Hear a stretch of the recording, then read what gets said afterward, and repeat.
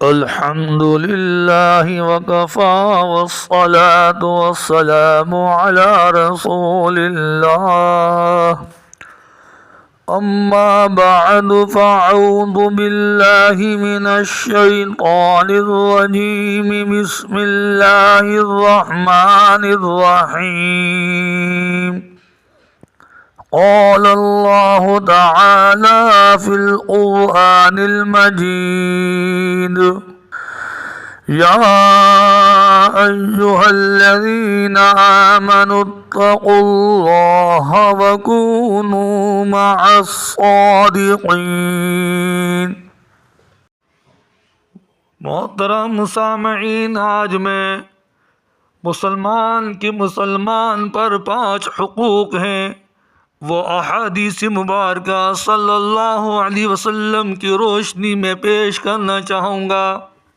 عن ابی ہریرہ رضی اللہ تعالی عنہ ان رسول اللہ صلی اللہ علیہ وسلم قال حق المسلم علی المسلم 5 رد السلام وعيادة المريض واتباع الجنائز وإجابة الدعوة وتشميت العاطس۔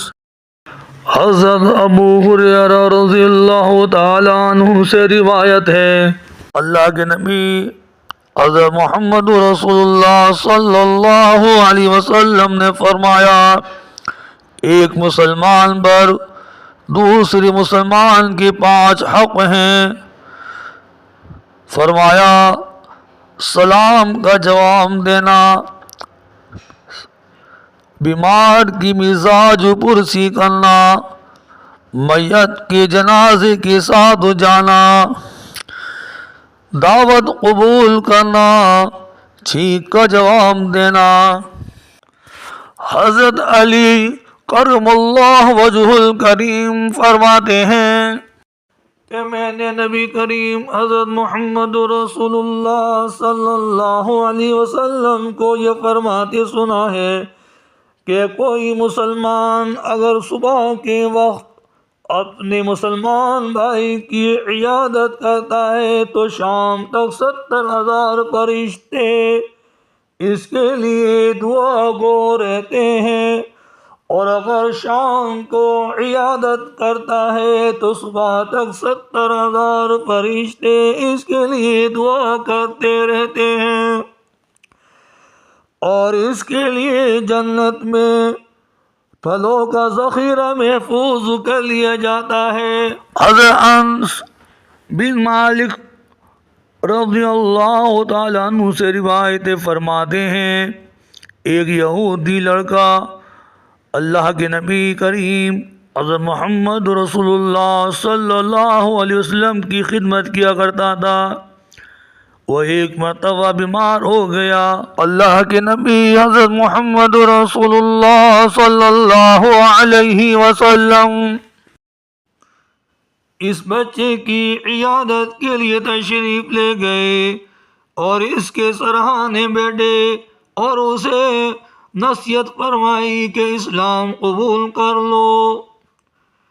اس کا والد بھی وہیں پر کھڑے تھے۔ بچے نے والد کی طرف سوالیہ نظروں سے دیکھا۔ والد نے کہا، بیٹے ابو القاسم صلی اللہ علیہ وسلم کی بات مان لو۔ چنانچہ لڑکے نے اسی وقت اسلام قبول کر لیا۔